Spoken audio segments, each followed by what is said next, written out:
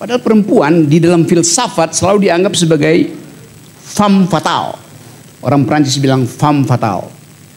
Di mana ada kejahatan, di situ ada perempuan.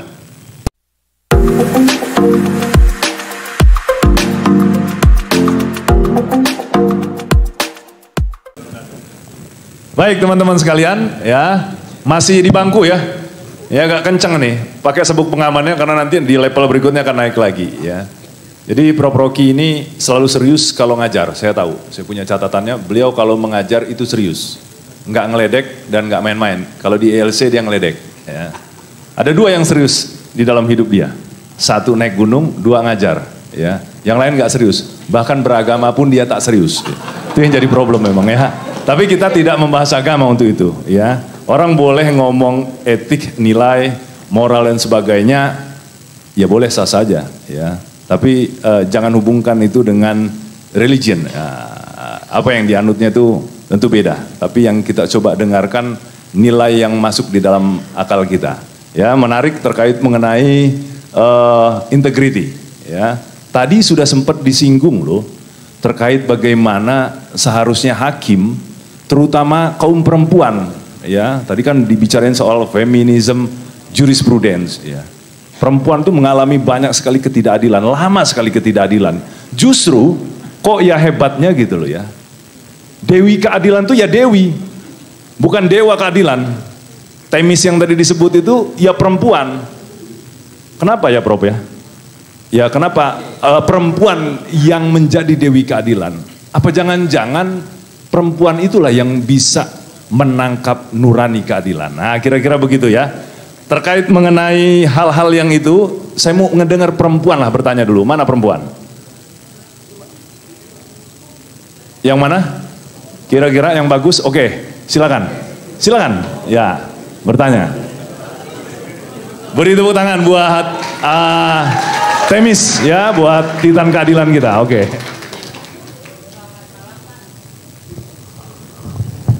Ini nak. Tadi dia panggil saya Om soalnya. Ini nak. Ini bisa. Terima kasih Pak. Oke. Ini udah bisa. Iya. Selamat malam Pak dan rekan-rekan sekalian. Saya ada dua pertanyaan. Deg-degan saya, maaf ya Pak, pelan-pelan. Ya, itu normal. Normal. Apalagi bagi perempuan di antara pembicara yang notabene-nya laki-laki. Yang pertama ingin saya tanyakan adalah, oh iya belum Pak, Amelia Devina Putri dari Pengadilan Negeri Prabu Mulih. Oke, Amelia PN Prabu Mulih mana suaranya?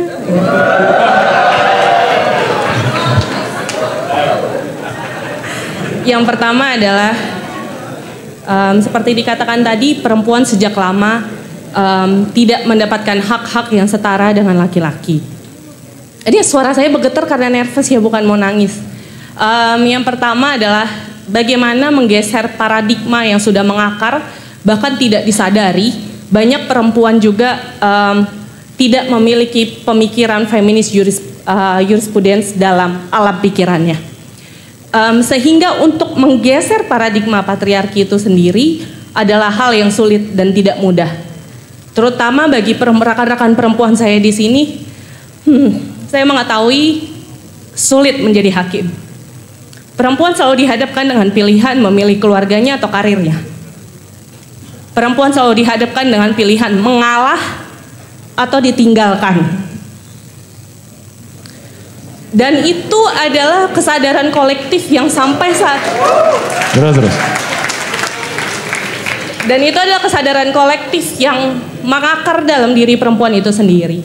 Dan ketika kita mempertentangkan itu dengan patriarki, menurut saya itu akan menjadi kontraproduktif dengan apa yang ingin dicapai oleh feminis jurisprudence itu sendiri. Jadi pertanyaan saya, bagaimana cara kita semua, baik perempuan maupun laki-laki, membangun sebuah paradigma berpikir yang baru, membangun sebuah kesadaran kolektif bahwa perempuan ini bukan hendak disamakan betul-betul dengan laki-laki, tetapi karena perempuan memiliki kelemahan-kelemahan itu, dia perlu difasilitasi sehingga dia mendapatkan kesempatan yang sama dengan laki-laki. Bagaimana untuk menggeser paradigma itu, terutama untuk hakim-hakim perempuan di sini, selain rentan atas hal yang saya sebutkan tadi, kami rentan atas berbagai kekerasan seksual yang terjadi di daerah yang notabene-nya pola pemikirannya masih sangat dulu ketika di daerah. Berbeda ketika saya di Jakarta, ketika kita di kota, mungkin pemahamannya sudah baru. Tapi kami bekerja di daerah-daerah yang sungguh masih sangat patriarki. Jadi untuk menggeser paradigma itu dan membangun kesadaran kolektif dan tanpa mempertentangkan dengan patriarki yang memang sudah ada dan terbangun itu bagaimana, Pak? Lalu yang kedua adalah pertanyaan saya, mengapa integritas selalu dipertemankan dengan kemiskinan? Kenapa integritas selalu dipertemankan dengan kesulitan? Kenapa seperti tadi dikatakan bahwa integritas itu akan menghadapi berbagai cobaan? Kenapa kita tidak membangun sebuah sistem yang berpihak pada integritas? Sehingga yang berintegritas tidak mengalami kesulitan dalam mempertahankan prinsipnya. Apakah tidak ada sebuah analisis ekonomi yang menguntungkan bagi integritas? Seperti tadi dikatakan Bapak bahwa manusia itu makhluk yang efisien. Tentu kita menginginkan sesuatu analisis yang menguntungkan untuk kita. Sehingga ketika integritas itu ditemankan dengan kesulitan, siapa yang mau? Siapa yang bersedia untuk memegang integritas itu, Pak? Apakah secara filosofis ada suatu keuntungan yang diperoleh dari integritas sehingga kita berhenti menyandingkan integritas dengan kesulitan, dengan kemiskinan dan sebagainya. Lalu dan bagaimana kita selalu diajarkan untuk bersyukur ya Pak, tapi kita juga perlu mengetahui ketika hak-hak kita tidak terpenuhi, kapan kita harus protes, kapan kita harus merasa bahwa ini tidak cukup, tidak mungkin kami hidup dengan ini. Tidak mungkin kami hidup dengan kesulitan ini. Sedikit curhat ya Pak. Hakim itu jaminan kesehatannya kami ini BPJS. BPJS itu sakit Pak. Saya 2 kali operasi tahun lalu menggunakan BPJS. Operasi usus buntu dan kista. Sulit BPJS itu karena saya harus ke rumah sakit ini, rujukan ke sini. Sementara saya kerja di daerah. Pelayanan rumah sakit di daerah itu jauh dari kata baik Pak, sehingga saya harus bolak-balik ke Jakarta mencari rumah sakit yang menerima rujukan untuk saya itu Pak. Jadi mungkin pertanyaan kedua saya adalah bagaimana kita melihat sisi keuntungan dari integritas, lalu bagaimana kita tetap bersyukur tapi mengetahui kapan kita harus protes ketika kami tidak ya, kami mengetahui posisi kami ini memang kurang gitu loh. Mengetahui kapan kami harus protes itu Pak. Terima kasih Pak. Ayo beri tepuk tangan ya. Beri tepuk tangan buat Devina ya. Devina dari Prabu Muli. Saya ngerasa ya Devina ini mewakili istri saya. Mungkin namanya juga sama gitu ya. Jadi mungkin dia bertanya juga gitu. Silakan untuk menjawab pertanyaan Devi. Prof.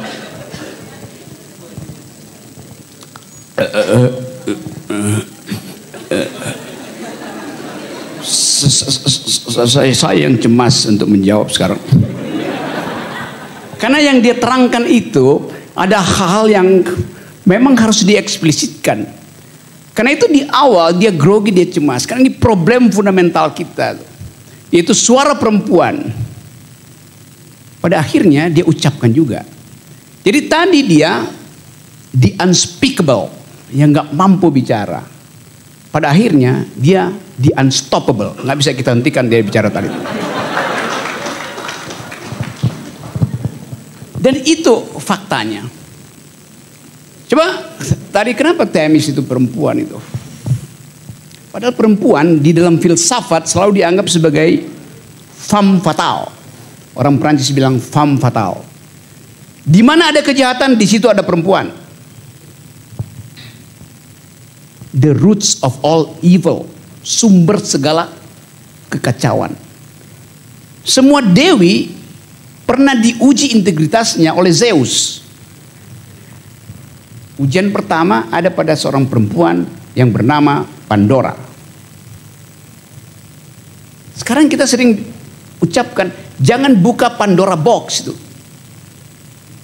Karena kalau dibuka itu sama dengan membiarkan perempuan ngoceh. Seluruh kejahatan, seluruh gosip diucapkan. Jadi dari awal perempuan itu dicurigai sebagai pembuat keonaran. di rumah tangga, di publik, segala macam. Tapi sejarah kemudian menemukan bahwa bahkan Zeus berbuat curang pada seorang perempuan yang namanya Pandora. Satu waktu di puncak Olympus, tempat para bajingan dewa-dewa Yunani bermukim di situ. Mafiosonya namanya, Don Corleone-nya namanya Zeus. Yang ngawinin banyak perempuan, termasuk ibu dari Themis itu, Gaia. Gaia itulah istri kesekian dari Zeus. Dan Zeus itu bisa punya banyak nama, itu Toranos segala macam, itu tergantung. Di Yunani itu ada semacam kesepakatan. Dewa-dewi itu tergantung fungsinya. Kadang-kala perempuan berfungsi sebagai laki-laki tapi namanya perempuan itu. Itu lain kesempatan saya bahas. Saya ambil dulu poin tadi itu. Kenapa integritas selalu dihubungkan dengan kemiskinan? Jadi kemiskinan seolah-olah adalah petunjuk untuk jangan melakukan hal yang tidak berintegritas itu. Tapi justru ujiannya di situ. Karena tadi lolos dari moral imperatif itu. Yang kita sebut kejujuran tadi. Suatu waktu di Athena ada seorang hakim perempuan. Namanya Paris Athena. Hakim perempuan. Dia harus mengadili aduan yang diajukan oleh seorang perempuan yang namanya Medusa. Medusa itu lambang dari apa namanya sekarang? Versace. Perempuan yang rambutnya ular itu. Saya terangin mitosnya dulu, cerita itu. Suatu waktu Medusa, seorang calon hakim di Athena, membaca buku di tepi laut Athena. Dia membaca, mungkin dia lagi baca Richard Posner di situ tentang economic analysis of law. Karena dia di pinggir laut, dia pakai swimsuit, baju berenang. Dia berenang, balik lagi dia baca itu biasa. Seorang perempuan single. Tiba-tiba dari laut datang gelombang yang ditunggangi oleh Poseidon atau Neptunus. Nama-nama itu sama itu. Kalau saya bilang Neptunus itu versi orang Romawi, Poseidon versi orang Yunani. Orang Romawi nggak mau kalah, dia bikin dewanya sendiri untuk orang Yunani.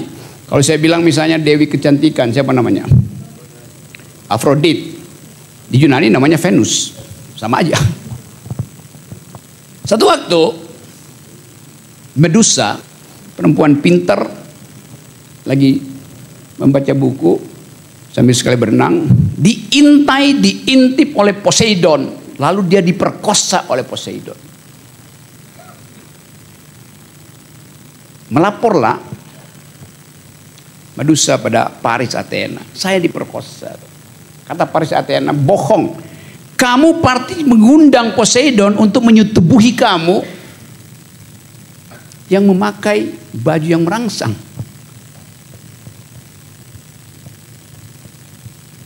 Karena itu, tanpa ada pengadilan, dinyatakan bahwa Medusa bersalah menggoda laki-laki namanya Poseidon. Hukumannya apa?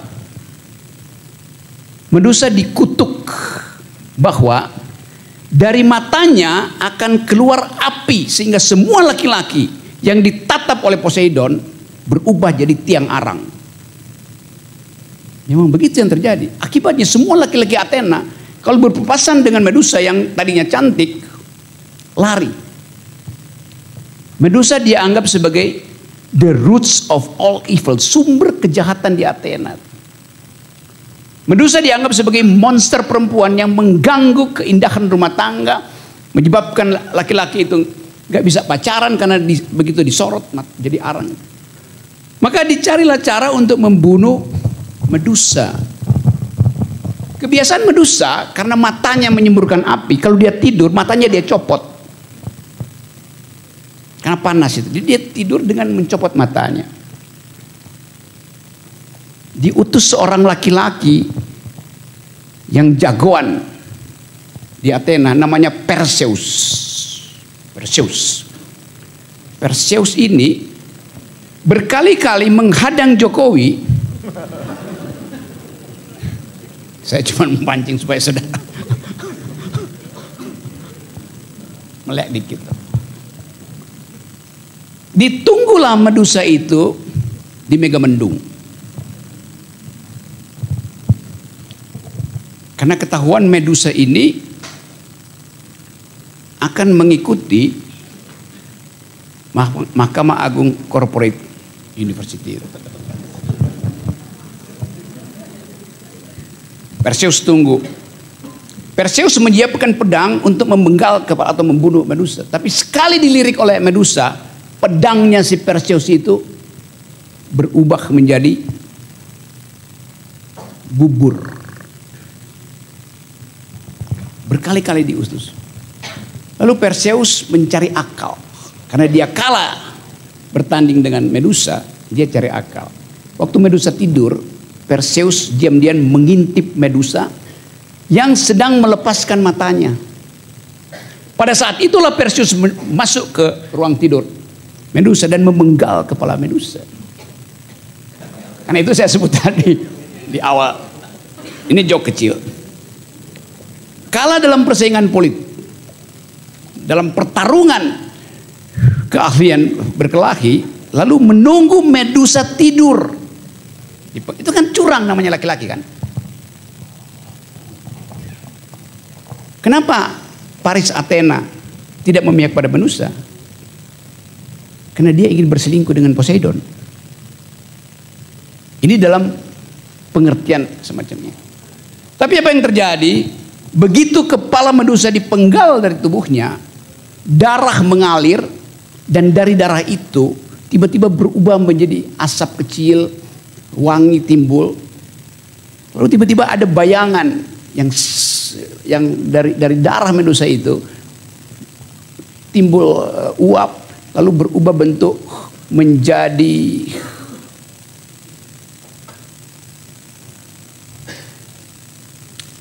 kuda laut, apa bahasa latinnya itu? Pegasus. Jadi Pegasus. Nah, di dalam mitologi Pegasus adalah dewa kebijaksanaan, dewa para sastrawan. Jadi bayangkan, mitos itu artinya menutup. Kendati ada kekerasan terjadi pada perempuan, tapi perempuan itu masih menghasilkan anak yang disebut Pegasus itu dan terbang untuk membawa keadilan. Dan Pegasus itulah yang menuntut kita ada di Corporate University, Mahkamah Agung.